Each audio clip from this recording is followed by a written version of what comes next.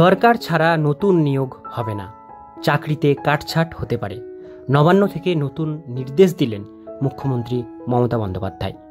আজকে ভিডিওটির মধ্যে দিয়ে দেখব যে কোন কোন চাকরির ক্ষেত্রে কাটছাঁট হবে আর নতুন নিয়োগই বা হবে না কেন দরকার ছাড়া। এই ভিডিওটির মধ্যে দিয়ে সম্পূর্ণ ডিটেলস বিষয়গুলো আজকে জানবো। ভিডিওটিকে স্কিপ না করে প্রথম থেকে শেষ পর্যন্ত মন দিয়ে দেখতে থাকুন। চ্যানেলে প্রথমবার হলে সাবস্ক্রাইব করে পাশের বেল আইকনটিকে বাজিয়ে রাখুন, কারণ আমরা এরকমই গুরুত্বপূর্ণ আপডেটগুলো প্রতিনিয়ত আমরা আমাদের চ্যানেলে দিয়ে থাকি। তো চলুন আজকের ভিডিওটিকে শুরু করা যাক।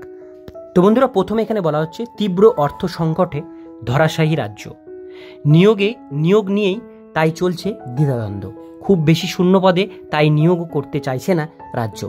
বর্তমান সরকারি কর্মীদের কাজ না গেলেও নতুন নিয়োগের ক্ষেত্রে বড়সড় ঘোষণা করে দিয়েছে নবান্ন আসলে এবার সরকারি কর্মচারীদের বহর কমাতে উঠে পড়ে লেগেছে।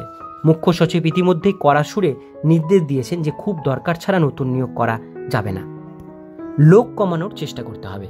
অন্যদিকে প্রয়োজনের অতিরিক্ত সব পদগুলো কাটছাঁটের পথে হাঁটছেন মুখ্যমন্ত্রী মমতা বন্দ্যোপাধ্যায়। অনেক সরকারি অফিসেই অবস্থা বেহাল।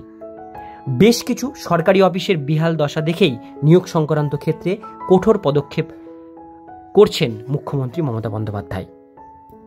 সম্প্রতি শীর্ষ আমলাদের নিয়ে এক বৈঠকে এই বিষয়ে সরব হয়েছিলেন মমতা। বলেছিলেন, অনেক সরকারি দপ্তরে কর্মীরা কোনো কাজ করেন না, আসলে তেমন কোনো কাজই থাকে না তাদের। লেট করে অফিসে আসেন, টুকিটাকি কি কাজ করেন, আড্ডা দেন, লাঞ্চ করেন, মাইনে নেন, বাড়ি যান। আর এই ব্যক্তিদের জন্যই আবার আলো জ্বলে, মাথার উপরে হাই স্পিডের ফ্যান ঘোরে। এক কথায় বলতে গেলে একভাবেই অনেক টাকা অপচয় হচ্ছে। আর্থিক অবস্থা ফেরাতে তাই কি নির্দেশ দিয়েছেন মুখ্যমন্ত্রী মমতা বন্দ্যোপাধ্যায়।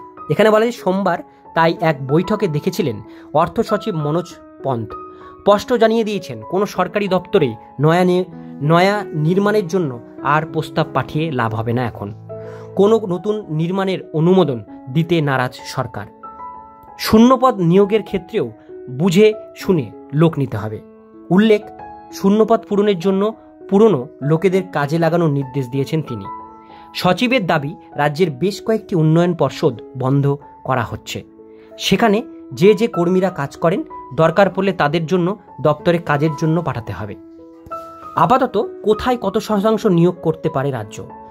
খাদ্য প্রক্রিয়াকরণ দপ্তরে 24 জন নিরাপত্তারক্ষী, 142 জন উদ্যান পালন প্রযুক্তি সহায়ক নিয়োগের কথা ছিল। খরচ হতো 5.74 কোটি টাকা। স্কুল দপ্তরে 190টি শূন্যপদ ছিল, খরচ হতো 11.60 কোটি টাকা। এরপরে নিচে দেখব, শিলিগুড়ি কমিশনারেট 8টি থানা এবং ট্রাফিক গার্ডের জন্য শূন্যপদ ছিল 436টি, খরচ হতো 5.2 কোটি টাকা।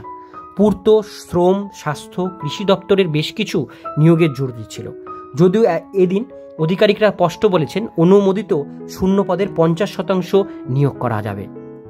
তো বন্ধুরা, আশা করি আপনারা সম্পূর্ণ ডিটেলস বিষয়টি বুঝতে পারলেন। নতুন করে কিন্তু কোনো নিয়োগ সেরকমভাবে হবে না, যেগুলো আছে সেগুলো দিয়েই কিন্তু চলবে রাজ্য। আজকের ভিডিও দেখুন পর্যন্তই। ভিডিওটি কেমন লাগলো কমেন্টে জানাবেন, ভালো লাগলে লাইক করবেন, আর এরকমই নিত্য নতুন আপডেট পেতে গেলে চ্যানেলটিকে সাবস্ক্রাইব করে পাশের বেল আইকনটিকে বাজিয়ে রাখবেন।